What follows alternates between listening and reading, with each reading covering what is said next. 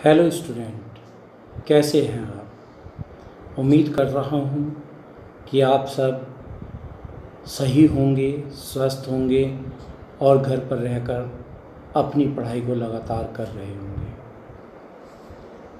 मेरी वीडियो आपको लगातार मिल रही हैं और आप में से बहुत से स्टूडेंट के मेरे पास फ़ोन भी आ रहे हैं और वो जो प्रॉब्लम पूछते हैं उनकी समस्याओं को भी तुरंत सॉल्व कर दिया जाता है। तो अतः स्टूडेंट, आपको भी अगर कुछ स्टूडेंट को प्रॉब्लम है किसी क्वेश्चन में तो वो भी मेरे से डिस्कस कर सकता है। तो स्टूडेंट, आज का टॉपिक हम शुरू करते हैं और ये टॉपिक लिया गया है मैनेजमेंट अकाउंटिंग से और इसका नाम है रेशो एनालिसिस। और रेशो एनालिसिस टॉपिक पर थ्योरेटिकल पोर्शन और न्यूमेरिकल पोर्शन की पहले ही मैं 2 वीडियो आपके लिए अपलोड कर चुका हूँ। आज इस टॉपिक पर हम MCQ करने जा रहे हैं। जैसा कि आप सभी स्टूडेंट को मालूम है कि आपके पेपर टिक मार्क से होंगे, इसीलिए टॉपिक को करने के बाद अब आपको MCQ की प्रैक्टिस करनी चाहिए। तो इसी कड़ी में आज हम MCQ लेके आए हैं आपके लोगों के लिए रेशो एनालिसिस पर। रेशो एनालिसिस जिसमें से आपको जब टॉपिक कराया था तो डिस्कस करते हुए मैंने बताया था current ratio, liquid ratio, quick acid operating ratio, average collection ratio, average payment ratio और बहुत सारे रेशो के बारे में डिस्कस किया था। उनका स्टैंडर्ड क्या है वो भी डिस्कस हुआ था। तो आइए आज इस पर हम अपनी MCQ शुरू करते हैं। तो student, let's start MCQ on ratio analysis. Here is first question. First question is stock inventory. Stock, the second name of stock you know very well, that is inventory. Inventory turnover ratio is stock या inventory turnover ratio is liquidity ratio, solvency ratio, profitability ratio, activity ratio. आप देखें इसका क्या answer है, अनुमान लगाइए क्या होना चाहिए। और अनुमान नहीं लगा रहे तो मैं आपको आंसर बता रहा हूँ, इसका आंसर है activity ratio. Stock turnover ratio is activity ratio. Now is second question.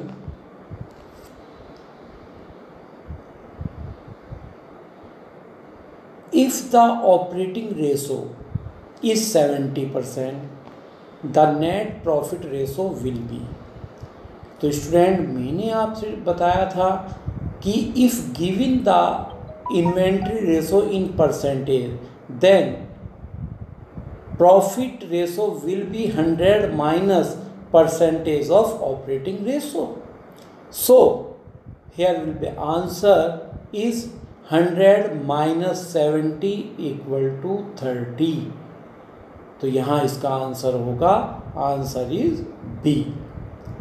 क्योंकि जब ऑपरेटिंग रेशो आप पर निकला हुआ हो तो परसेंटेज में है, उसे 100 में से घटा दीजिए। 100 में से घटाने के बाद जो आप पर आएगा वो, तो इसको याद रख लीजिए।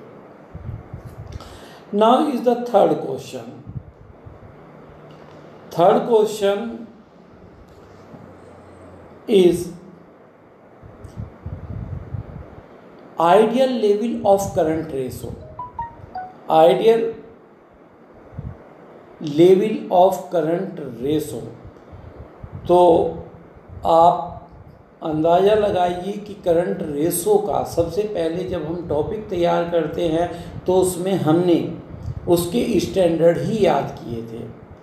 तो यहाँ पर question number 3 ideal level of current ratio, आपको इसके ऑप्शन देखने की जरूरत नहीं, क्योंकि you know very well that is standard ratio of ideal level of current ratio is 2/A1। तो इसका आंसर होगा, answer is B, answer is B. तो यहाँ पर आपके लिए 2:1 अर्थात बी इसका आंसर है। अब क्वेश्चन नंबर 4 की बात करें तो 4 की बात यदि हम करते हैं तो क्वेश्चन नंबर 4 इज लिक्विड या क्विक एसेट्स। क्विक एसेट्स या लिक्विड एसेट्स किसे कहते हैं, इसका छोटा सा फार्मूला आप हमेशा ध्यान रखिए। टोटल करंट एसेट्स में से 2 एसेट्स करंट माइनस कर दीजिए, प्रीपेड एक्सपेंसेस और इन्वेंट्री। प्रीपेड एक्सपेंसेस और इन्वेंट्री यानी कि स्टॉक। तो all current assets without stock and prepaid expenses means quick assets. तो यहाँ पर देख लीजिए कौन सी इक्वेशन फिट बैठती है। यहाँ करंट एसेट में केवल प्रीपेड माइनस है, यहाँ करंट एसेट में स्टॉक प्लस है, ये भी गलत। यहाँ करंट एसेट्स में से स्टॉक और प्रीपेड दोनों माइनस है, तो इसका मतलब आंसर इज बी। जब आप इस तरीके से इनको माइंड मेकअप रखेंगे, ये आपको क्लियर रहेंगे, तो कोई दिक्कत आपके साथ नहीं आएगी। Now is the question number 5th। Fifth question is turnover ratio help the management in managing the resource, evaluating the performance, planning the finance, all of the above। Turnover ratio निश्चित रूप से ये evaluating the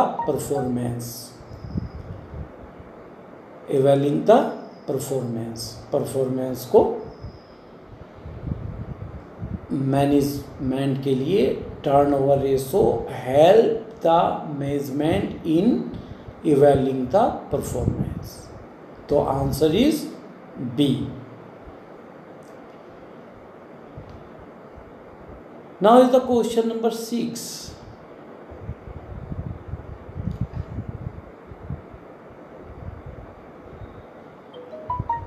which is not include in quick assets. Quick assets में क्या नहीं जुड़ा होता,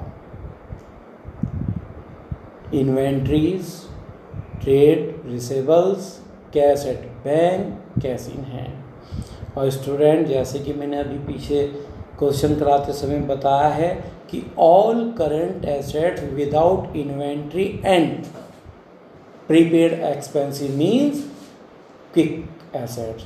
तो इसका मतलब कि विच is not include in quick asset, तो क्विक एसेट्स में इन्वेंट्री इंक्लूड नहीं होगा, तो यहाँ पर आंसर ए होगा। तो इसका आंसर ए है, inventory.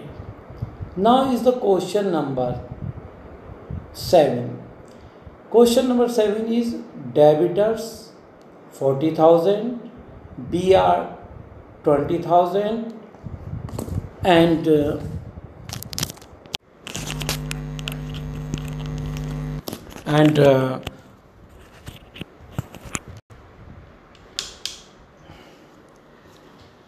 here is the question number question number 7। debitors 40,000, BR 20,000, credit sales for the year 2,40,000 and hence average collection period in month। Now is the formula, average collection period in month means debitors plus BR upon credit sale multiply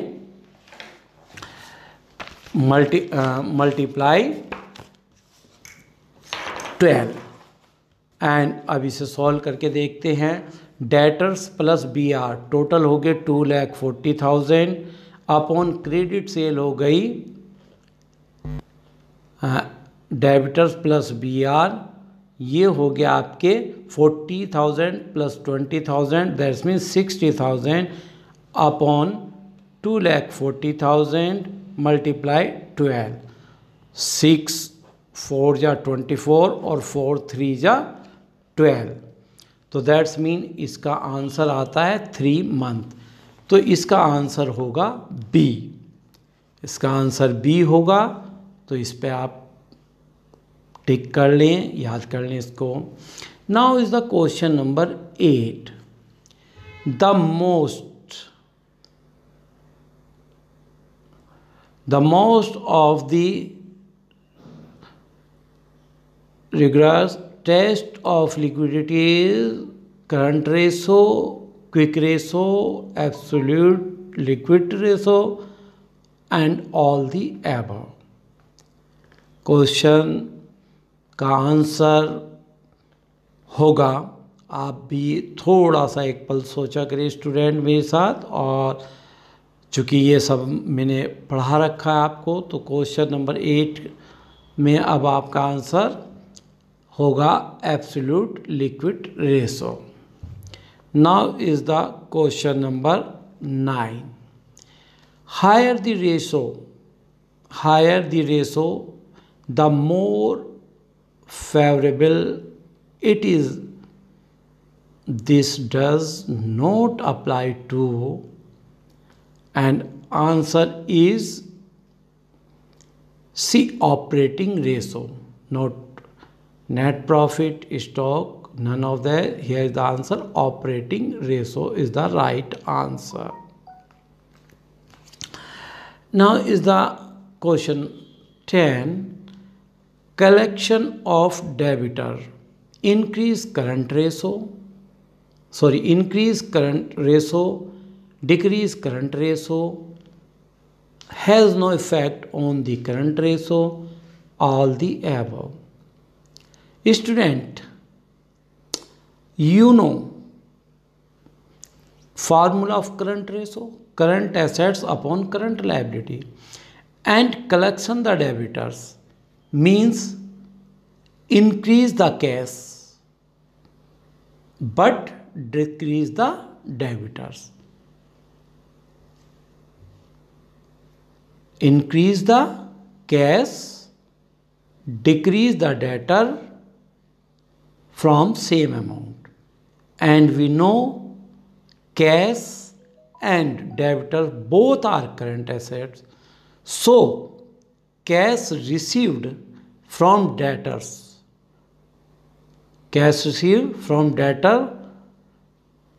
no change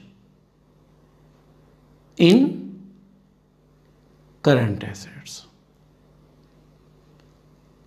debtors बढ़े, cash घटा, कोई change नहीं हुआ चालू संपत्तियों में।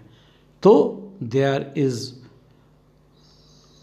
No increase और decrease in current ratio, so answer is has no effect on the current ratio, so answer is C. Now is the question number 11। profit after interest and tax is used in calculating return on total assets, no, capital employed, no, shareholder fund is the right answer। So now it's the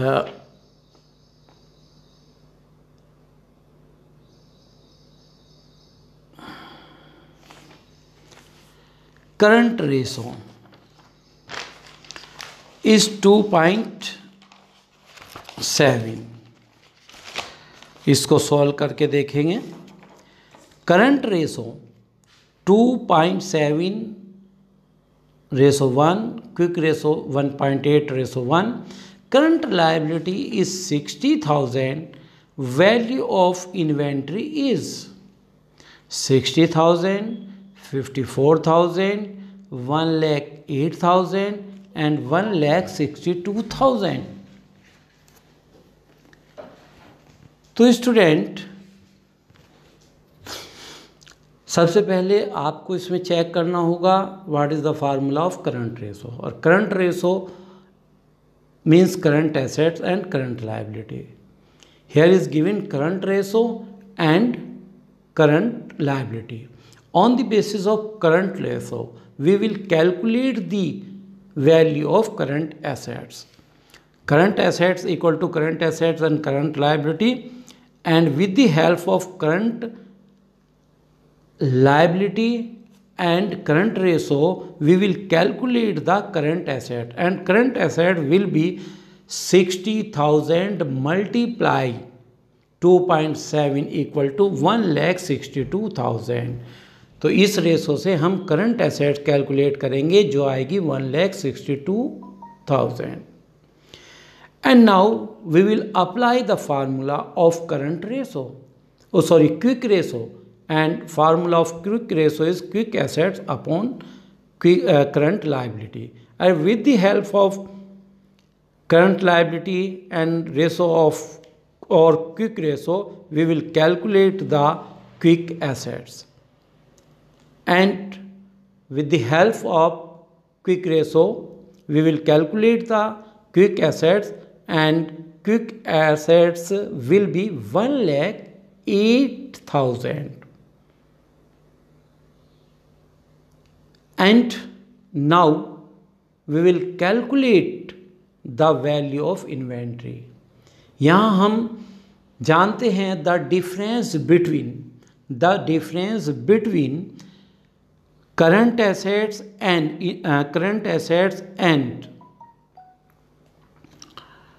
quick assets. चालू संपत्ति और चालू संपत्तियाँ और वो quick assets, इन दोनों के difference में जो अमाउंट आएगी they will be inventory plus prepaid expenses. और जब तक नहीं कहा जाए हम ये मानेंगे वो प्रीपेड नहीं होंगे. तो that's mean the difference quick assets and inventory will be the difference